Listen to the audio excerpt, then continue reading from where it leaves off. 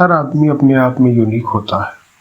हर आदमी के अंदर कोई ना कोई गुण होता है, पर कई बार हम दूसरे से तुलना करके अपने आप को निराश कर लेते हैं, अपने आप को कमतर आंकते हैं और लगता है कि ऊपर वाले ने हमारे साथ नाइंसाफी की है, जबकि ऐसा होता नहीं।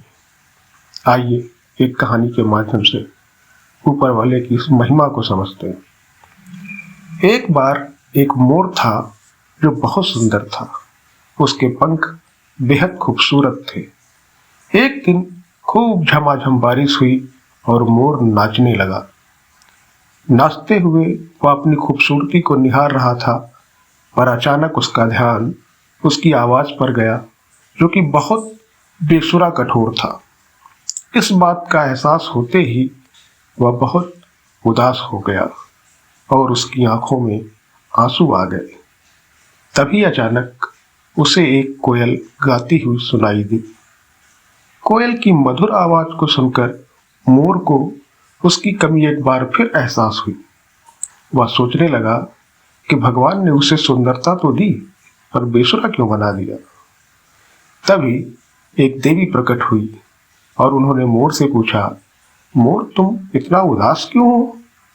मोर ने देवी से अपनी कठोर आवाज के बारे में शिकायत की और उनसे पूछा, माता जी, कोयल की आवाज इतनी मीठी है, पर मेरी क्यों नहीं है, इसीलिए मैं दुखी हूं।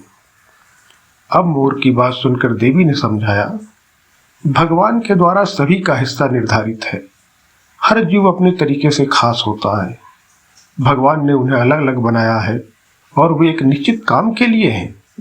उन्होंने मोर को सुंदरता दी, शेर को ताकत दिया और कोयल को मीठी आवाज दी। हमें भगवान के दिए हुए इन उपहारों का सम्मान करना चाहिए और जितना है उतने में ही खुश रहना चाहिए। देवी की बातों को सुनकर मोर समझ गया कि दूसरों से तुलना नहीं करनी चाहिए, बल्कि खुद के हुनर की सराहना करनी चाहिए और उसे निखारना चाहिए।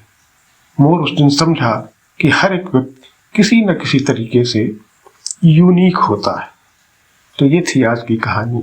तो अगली बार से अपने स्ट्रेंथ को पहचानें।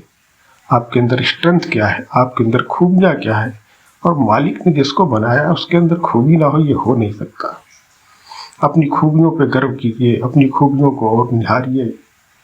बिल्कुल दूसरों से अगर कुछ सीख सके तो बिल्कुल सीख लीजिए, लेकिन ईर्ष्या मत करें। उस ऊपर वाले की बनाई हुई इतनी खूबसूरत चीज पर शंका न करें।